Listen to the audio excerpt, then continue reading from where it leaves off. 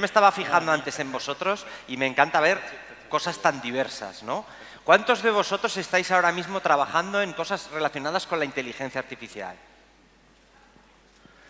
¿Cuántos pretendéis trabajar con la inteligencia artificial en el futuro?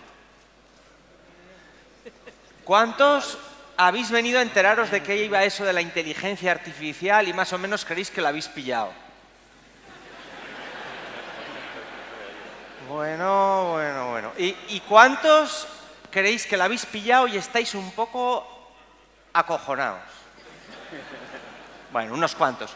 Pues vale, yo vengo un poco a explicaros qué hay dentro de la caja de la manera más simple posible. O sea, voy a hablar de matemáticas. Organización, ¿ya pueden cerrar las puertas, por favor? Y esta tampoco es la de Microsoft, que seguro que es buena, pero esa no va a ser. ¡Un aplauso, por favor!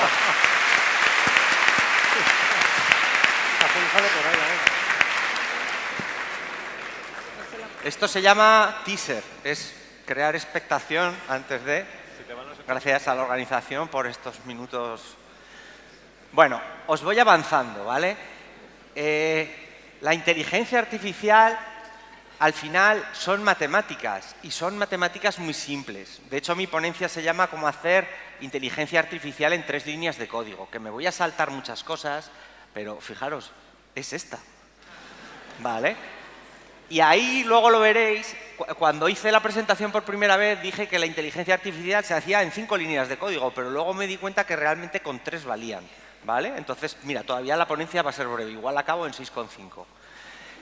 Y entonces yo trabajo aquí, en esta pequeña colmena de 200.000 personas de Everest del grupo NTT Data, pero principalmente trabajo ahí, en ese grupo humano muy heterogéneo, porque al principio en esta compañía solo había ingenieros y muy buenos, pero ahora tenemos matemáticos, físicos, tenemos otro tipo de perfiles, pues que ya el nivel de friquismo se ha disparado bastante, ¿vale? Y bueno, solo voy a hablar 3 cosas, una por minuto, que es la inteligencia artificial, porque es ahora. Creo que ya algún compañero ha hablado un poquito sobre antes, lo cual está bien, así me puedo ahorrar alguna slide.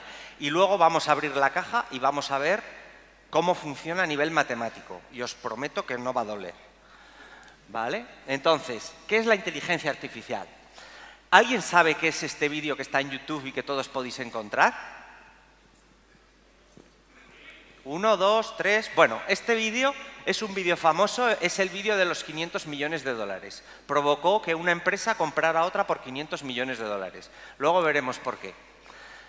Esto a mí me parece delicioso, sobre todo los que nos dedicamos a informática, a complejidad computacional, y sabemos lo que es una máquina de Turing. Fijaros, esto es el telar de Jacquard, de 1801. Entonces, este hombre se dio cuenta que si introducía una sábana con agujeros a un telar de 12 agujas, podía, según cómo ponía los patrones de los agujeros, crear diferentes trazados, ¿vale? De alguna manera era el primer sistema informático.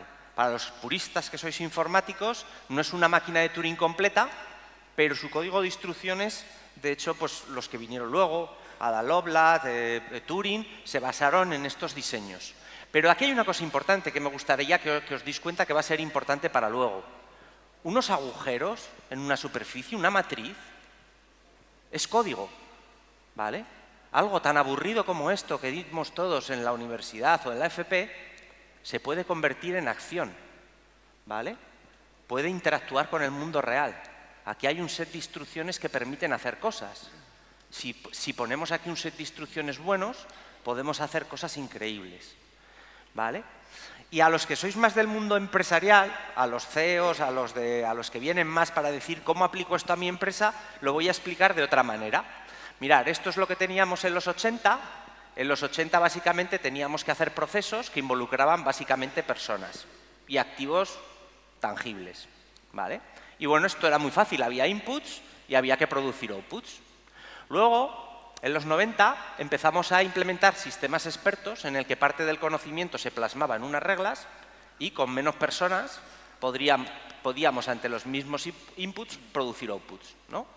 Y ahora lo que hacemos es implementar algoritmos que en vez de coger el conocimiento humano y meterlo en reglas, lo que hacen es observan el input y el output y directamente saben qué es lo que hay que hacer. Aprenden las reglas solos.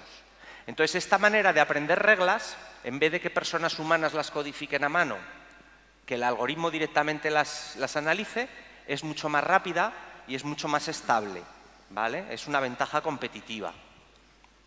Y bueno, porque esto es la gracia que me suelen hacer, entonces ya me adelanto, ¿no? Pues dicen, oh, es que no se abre el ascensor, pues tú que te dedicas a inteligencia artificial, con lo inteligentes que sois, ¿no? Bueno, en fin. Pues dices, no estamos ahora mismo creando Terminator, solo en nuestros ratos libres. Más o menos el estado del arte son bichos como estos y está muy relacionado con la capacidad de cómputo. La capacidad de cómputo está creciendo muy grande, pero actualmente pues bueno, pues sería la de un mamífero pequeñito, un niño de 3 años.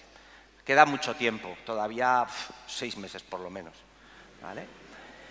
Y entonces, esto tiene sus implicaciones porque, bueno, hay lo que se llama inteligencia artificial general, que es la búsqueda de la construcción de la conciencia y de algo que, digamos, que podamos ver o interpretar o sentir como un igual a nosotros, pero nosotros normalmente en nuestro trabajo nos centramos en la inteligencia artificial estrecha, en aplicar la inteligencia artificial a problemas muy concretos, ¿vale? Y eso es un poco de qué va esto. En cuanto a por qué ahora, fijaros, lamentablemente no soy yo soy pero es de la misma fecha, es mi cumpleaños, mi primer ordenador fue un ordenador de 48K. Los que sois más jóvenes, 48K es una parte pequeñita de 1 megabyte y muy, muy pequeñita de 1 gigabyte, ¿vale? Y este ordenador solo tenía RAM, no tenía disco duro, ¿vale? Cuando la apagabas había que volver a empezar otra vez. Y entonces había la búsqueda en esta película, por ejemplo, War Games, que los más antiguos se recordarán, había la búsqueda de construir una mente que fuera capaz de controlar todos los misiles nucleares y tal, ¿no? También había otras, como Odisea del espacio, tal. Entonces, ahí en 1983, que es cuando me regalaron ese Spectrum, ellos estaban soñando con un ordenador con conciencia, que ya se sabía que tarde o temprano se llegaría a construir, pero no era posible. Y no era posible por 3 cosas. Una, porque los desarrollos teóricos alrededor de las redes neuronales, por diversos motivos que no voy a entrar porque vamos un poco justos de tiempo, se habían estancado, esto ya lo hemos comentado antes. 2, porque si probablemente no sabemos qué ordenador utilizaba la película, pero el más potente que había en la época era el Cray One, que costaba 8 millones de dólares y bueno, y era capaz de procesar a 80 megahercios. Comparémoslo pues, con el Galaxy 4, que tiene 6 gigabytes de RAM, ¿no? O si levantamos una máquina de las potentes en un proveedor cloud, que nos puede proporcionar casi 1000 gigabytes de RAM, es decir, mayor potencia de computación que la equivalente a toda la que tenía la humanidad en 1983 de manera agregada, ¿no? Y luego la tercera cosa relacionada con esto es que, bueno, pues ha ido creciendo la capacidad de computación, pero también han ido creciendo los datos. En el año 2011 se desencadenan los datos, se desencadena la revolución del Big Data, y esto tiene una cosa, los algoritmos, la inteligencia artificial para aprender necesita muchos datos. Entonces estas nuevas arquitecturas de Big Data, si lo veis, poquitos años después de aparecer, lo que han sido es un threshold para que las organizaciones pudieran empezar a almacenar gran cantidad de datos no estructurados. No estructurados es pues, el lenguaje humano, la visión, todo lo que no son números y tal, y eso ha sido lo que ha disparado la inteligencia artificial. Y luego ya hay una cosa que esta ya es, bueno, esta es ya para hablar en el café, ¿no?, de lo que está en el estado del arte que todos estamos viendo. Hemos hablado antes de sistemas que tú les dabas el input y el output que se esperaba y ellos aprendían qué es lo que había que hacer. Pero los últimos desarrollos van por poner a bichos a generar directamente ellos todos los inputs y los outputs, explorar todo el espacio de combinaciones posibles y superan a los humanos. Esta foto es muy paradigmática, creo que la habéis visto antes en una presentación, es cuando el experto mundial de AlphaGo, que representa 3.000 años de conocimiento humano acumulativo en el juego, tras 3 horas de partida en la cual al principio el ordenador ha hecho una jugada en la 4ª fila que según el conocimiento humano se considera que va a perder, hace una movida y se da cuenta que ha perdido y que con él han caído 3.000 años de conocimiento humano. ¿Vale? Entonces, esto ya no va de ahorro de costes, como lo que tenemos aquí de la izquierda, sino de generación de cosas que antes no existían. ¿Vale? Y entonces, volviendo a esta demo, que bueno, quizá no sabíais de qué iba el vídeo de la demo, pero esto yo entiendo que sí, que jugar, no disimuléis, muchos habéis jugado a esto. ¿Quién ha jugado a esto? Bueno, han jugado casi todos. Veo que los que han jugado tienen menos pelo que los que no levantan la mano. ¿Cómo se ganaba este juego? ¿Cuál es la manera de ganar este juego? No sé. Ahí está. Machaca sobre un lateral, la pelota sale arriba, se queda rebotando y ya tú no tienes que hacer nada, ¿vale? Cuando DeepMind le presentó a Google la demo de que mediante con un sistema de Deep Learning había conseguido aprender esa estrategia, no regla, pues fue comprada por esa cantidad. Vale, y ahora ya la parte que os aseguro que no os va a doler, ¿vale? No vas solo recordar el telar de Jacquard. Tenemos un problema muy simple, que es que tenemos una piscifactoría, le hemos puesto una cámara, aquí tenemos peces de varios colores y hemos ido enseñándole a la máquina muy pacientemente lo que es un pez, dos peces o los diferentes colores de los peces.